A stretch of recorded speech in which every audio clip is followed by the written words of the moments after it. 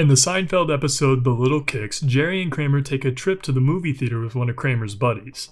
To Jerry's dismay, he later finds out this friend makes a living off movie piracy by smuggling in a camera and filming the film. Throughout this episode, the audience gets a bit of insight into what movie piracy and piracy itself is. You've probably heard the term before, or maybe you haven't. If the word itself doesn't ring a bell, maybe the phrase, "you wouldn't download a car," will. The "Piracy, It's a Crime" commercials were created in 2004 to fight the climbing rates of piracy present at the turn of the century. Media companies have been desperately trying to fight this new crime as it's resulting in a massive loss of revenue for the conglomerates. Before, people were confined to merely their memories and word of mouth to remember how this joke in the movie went or how this part of the song is sung.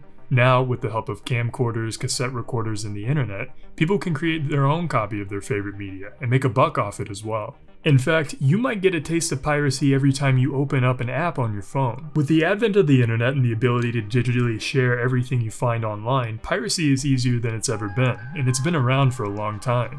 As the way media is shared evolved, it has too.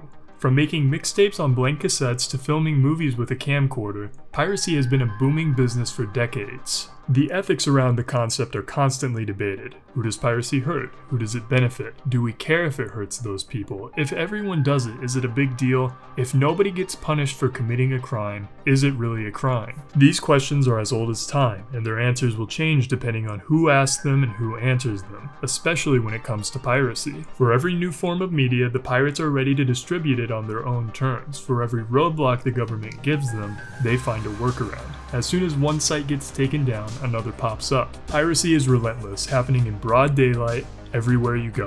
It's an inevitable reality for those in the media business, and no matter how hard they try to prevent it, contain it, kill it, piracy comes back.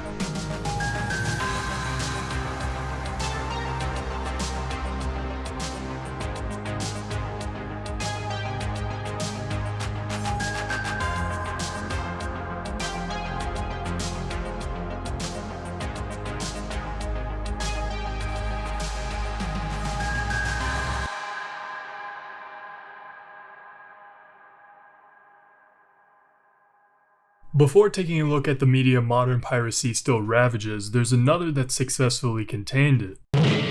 Uncle Samir's rockin' and rollin'. At Scanlon Discount Music, we are rockin' and rollin' over the competition with our everyday We Beat Any Deal prices. Music is expensive, or at least it used to be. Whether in reference to making it yourself or the desire to listen to your favorite artists, music used to come at a cost barrier. This would all change with the invention of the cassette tape. In 1963, a team with Philips created a compact reel-to-reel tape. Little did they know, they revolutionized the audio industry. For artists, it meant that they didn't need a professional studio to create and distribute the music they made. Garage bands and mainstream bands alike recorded on these tapes for cheap and were able to save and grow because of this. Tapes dominated recordings until the digital age, and many bands and artists can attribute some of their success thanks to this era. But while tapes were saving and earning recording and distribution companies money, they were also costing them at the same time. Blank tapes and recorders were so easily accessible to the public, normal people like you and me could buy them as well. Because of this, the mixtape was created. For about $2, you could make yourself the original version of a playlist. People would sit next to their radio and wait for songs they liked to come on, hit record, and create their own personal music library. Sure, the quality wasn't great and it could easily be lost or ruined, but it was cheap, and that's what people cared about the most. The popularity of mixtapes continued into the digital age as well. Thanks to websites like LimeWire, you could now download the music you wanted for free and listen to the MP3 file or burn it onto a compact disc. The CD is a small, readable disc used mainly for audio files that was created in 1982. The new medium gained much of its popularity thanks to the music industry and, like cassettes, could be purchased blank. On top of being used by starving artists to sell their music on the streets, the compact disc became the main form of physical music piracy in the early 2000s, as it was cheap, easily accessible, and sounded great. downloading music onto an MP3 player was incredibly easy as well. Though many mixtapes were primarily used for personal use, it was still considered a breach of anti-copyright laws. This is because distribution companies were still losing money, as people were choosing to listen to their own recordings rather than buying the official ones at a marked up price of around $6 to $8 depending on the album. Alongside the previously mentioned piracy website LimeWire, other websites such as Napster and Kazaa also allowed you to download all your favorite albums for free. However, these websites brought a degree of danger, as organizations such as RIA did their best to bring these sites down with legal action, even coming down on users every now and then to scare people out of taking part. These sites were also riddled with computer viruses that would destroy your PC, bringing a risk-reward element that made using these websites not worth it to some. Entering the 2010s, music piracy began to die off significantly. With music streaming services like Spotify beginning to take off, the general public began to move away from the crime in favor of paying a small fee to not get sued or get a malware bite on their computer. Not to mention, the music library on these services is incredibly vast, making it so there's no reason to go look for music anywhere else. Music piracy was a strong force that brought horror to the lives of distribution employees and joy to the common man. The music industry found a cure for their piracy issue. Another medium, however, wouldn't be so lucky. How are you bootlegging the movie? It's a perfectly legitimate business. It's not legitimate. It's a business. As previously mentioned, one of the best peeks into the world of piracy comes from an episode of Seinfeld. In the episode, Kramer's friend is using a camcorder in the theater, a device invented by Jerome Lemelson in 1980. Smuggling a camera into the theater and filming movies is a process known as ripping, and it helped the piracy business grow exponentially in the 1980s and 1990s. This process is also known as camming and is still common practice among movie rippers today. To a certain extent, camming may be more relevant today than it ever has been, thanks to smartphones and the ability to capture higher quality video anywhere you go without the risk of smuggling a camera into a movie. Ever seen a clip of a movie that has lower picture and audio quality than you think it should? Chances are you're watching a video of a movie that was filmed on somebody's phone. After these movies are filmed on whatever recording device used, they're then taken to duplication labs where hundreds of copies are made, or in the case of modern day ripping, uploaded directly to piracy websites. Finally, physical copies are distributed to street vendors, as seen in the Seinfeld episode, or kept to add to one's personal library. But what's the point? Why buy a low quality tape of a movie when you could walk down the street to the theater and buy a ticket for $10? Surprisingly, bootlegs often run cheaper than this, especially when the main format of viewing movies switched from VHS to DVD. You can also look at the accessibility of theaters and the movies that those theaters play. A New York Times article from 1997 mentions this, saying the organization's figures for the economic impact of bootlegging presumed that the person buying bootleg films would have spent the $4 to $8 to see the movie in the theater, a risky assumption in neighborhoods where there are no first-run theaters. First-run theaters are theaters that get feature films before any other movie theater does. Some movie theaters don't get these feature films at all. Generally, first-run theaters pop up in more expensive parts of the city, leaving some neighborhoods in the dust and creating a vacancy in the movie market that bootleggers are happy to fill. Physical bootlegs were huge, but the digital age took piracy to the next level. Now, instead of buying from street vendors, anybody could download a movie from websites like YTS and Pirate Bay, and this time it's free. On top of this, the quality of movies being pirated improved drastically.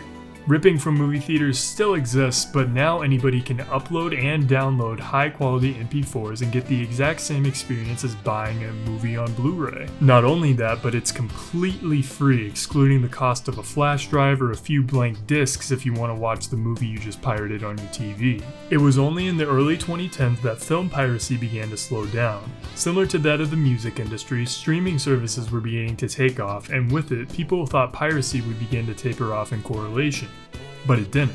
There's a few reasons why this might have been, but there's one really big one.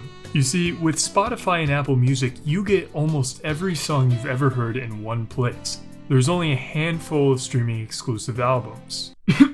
And thanks to one special guy, there's probably not going to be any more of those anytime soon. This isn't the case with TV and film streaming services, however. Some may have a movie or show you're looking for, and some may not. Even if the streaming service you have does have the movie you're looking for, it might not be available in your region, forcing you to buy a VPN. Now, if you want to watch a specific movie or show, you can either A, buy the streaming service that it's on just because you want to watch that one thing, B. Rent the movie or show on a site like Amazon Prime, or C. Just choose not to watch it because you don't want to spend the extra money.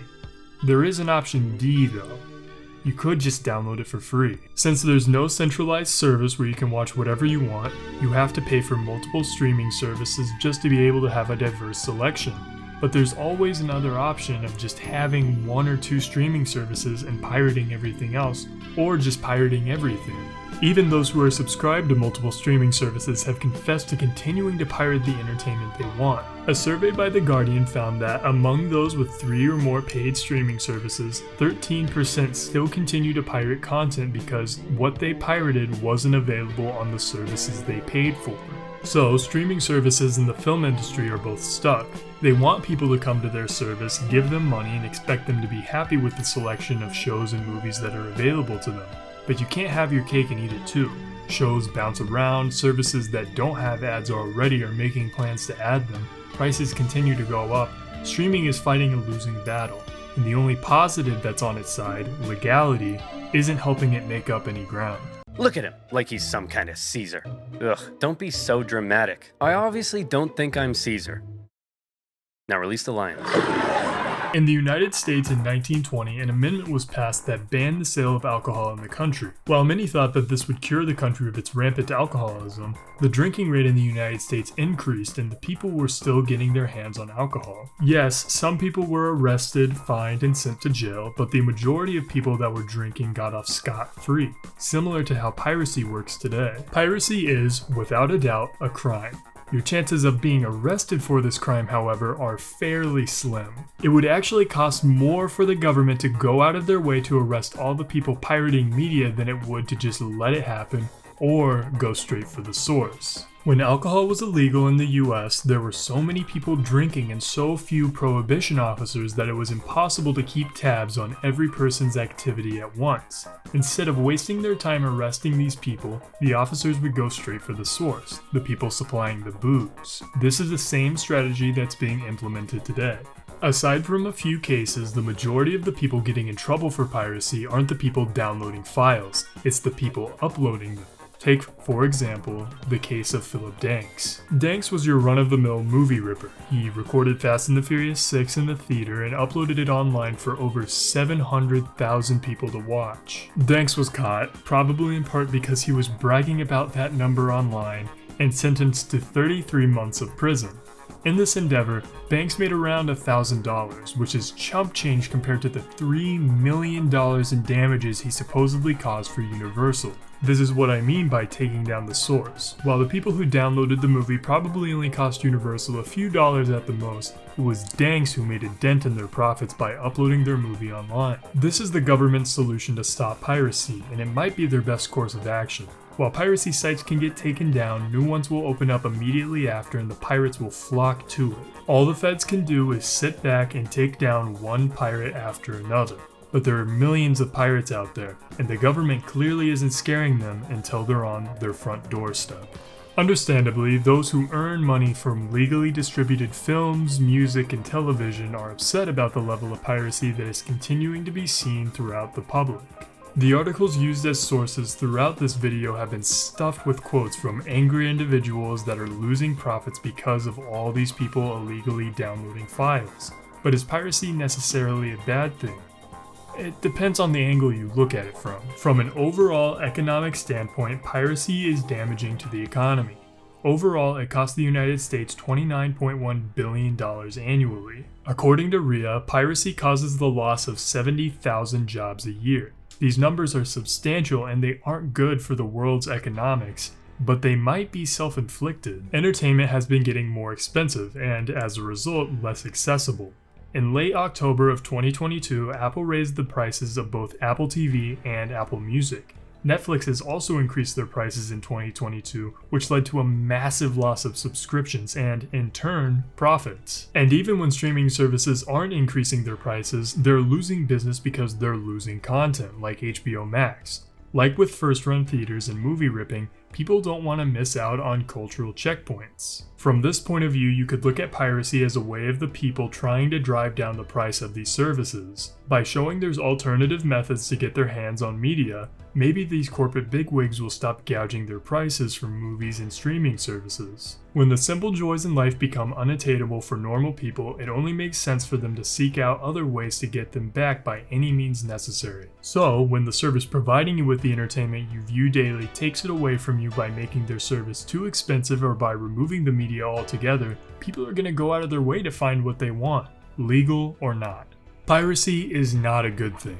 However, it's silly for network executives to sit around whining about people stealing media when they're the ones making it inaccessible and inconvenient for millions. Inconvenient is actually a perfect word to describe this situation. Losing money makes piracy an inconvenience to those who earn money through the entertainment business. However, at the same time, it's inconvenient to have to spend more money out of your paycheck to be able to watch a show you enjoy. It's inconvenient to have to go on sites filled with adware, malware, and spyware just to watch said show. It's inconvenient to drive past the theater next to your place just to get to one that has the movie you want to watch. When people started to move away from cable, it was seen as freeing, the ability to watch whatever you want when you want it for the fraction of the price. But now, that's hardly the case. If you want to watch everything, you have to fork over more than $100 to subscribe to all the streaming services, and those prices are expected to go up. The freedom of choice to watch whatever you want is coming at a cost, whether in reference to money or your clean criminal record. In a way, piracy is a form of rebellion, a form of boycott.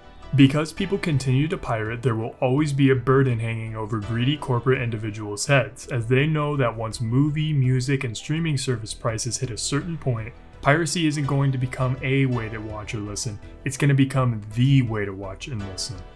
The only way to watch and listen.